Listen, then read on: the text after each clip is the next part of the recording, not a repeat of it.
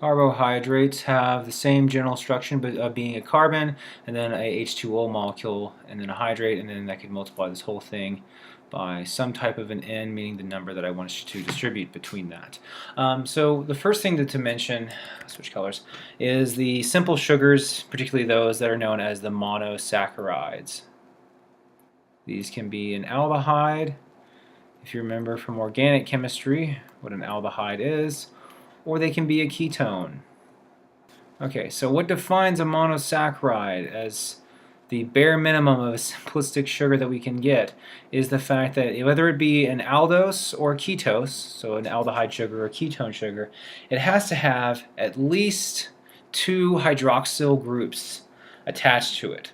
Okay? If I were to just look at CH2O, that'd be formaldehyde. That's not a sugar, that's not sweet, that's going to kill you. So, greater than or equal to 2 hydroxy groups in your molecule. Now these can even have their own little ways we can classify them. We can have enantiomers, where they have opposite R and S configurations. And the other thing that we can have, which you should hopefully be familiar with, would be diastereomers.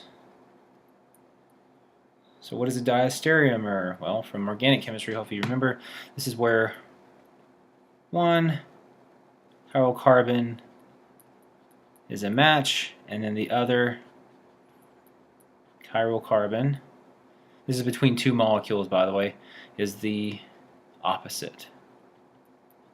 So say you had 2 carbon points here, you had RS and then RR. So these guys match, these guys do not. So that's organic chemistry stuff that you should probably already know by now. But there's 2 terms that are really unique to sugars, and these are known as epimers and then anomers. And the way that I just define epimers is they're basically just diastereomers for sugars. And as a subcategory of epimers, obviously, would be anomers. And these are just more specific than that. They're sugar diastereomers, but they're sugar diastereomers that exist from the ring formation. So they're just ring diastereomers. How do I remember what my anomers are?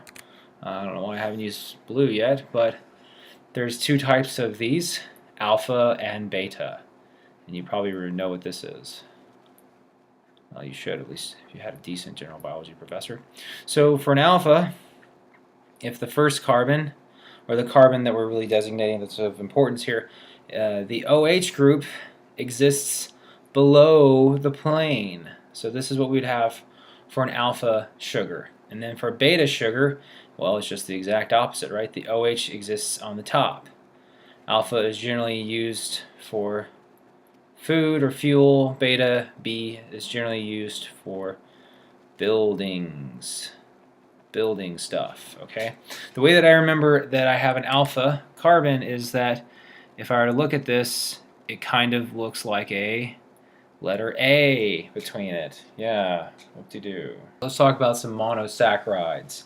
I'm going to list 3 here, and these are just my notes, and I don't really care. These are the ones that I need to know. These are mannose, and I'm going to make the assumptions that these are all in the dextrorotatory form. Mannose, galactose, and ribose. So we know what these are, relatively speaking. With mannose in the chain configuration with the directionality of the hydroxyl group is left, left, right. Okay, left, left, right, right.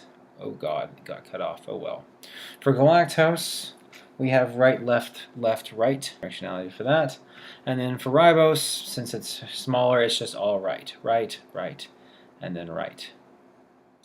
Obviously, if it's deoxyribose, the second carbon doesn't have a chiral center. So what determines whether or not something is D versus L? And this doesn't quite make sense to me in terms of optical rotations here, but the 5th carbon is what determines the configuration.